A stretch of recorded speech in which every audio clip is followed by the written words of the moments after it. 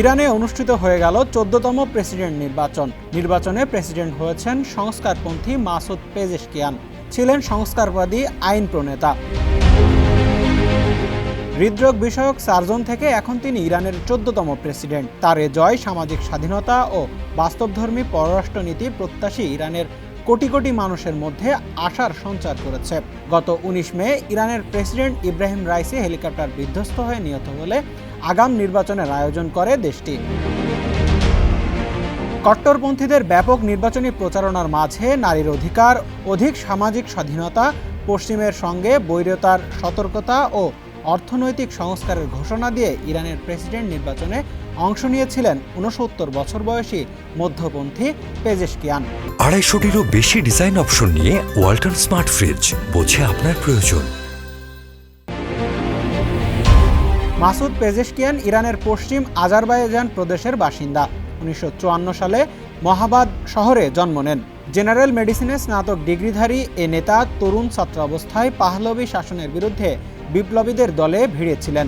১৯৮০-এর দশকে Iran Iraq যুদ্ধেও অংশ নেন। তার উপর দায়িত্ব ছিল যুদ্ধক্ষেত্রে চিকিৎসাকর্মীদের মোতায়েন করা।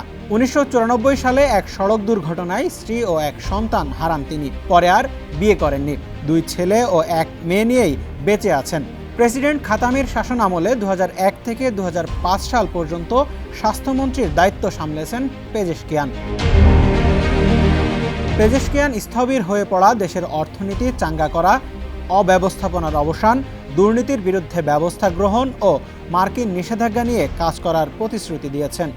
গত ২৮ জুন প্রেসিডেন্ট নির্বাচনের প্রথম দফার ভোট গ্রহণ হয়। প্রথম দফায় ৪ জন প্রার্থী প্রতিদ্বন্দ্বিতা করেন। এর মধ্যে একমাত্র সংস্কারপন্থী প্রার্থী ছিলেন পেজেশকিয়ান।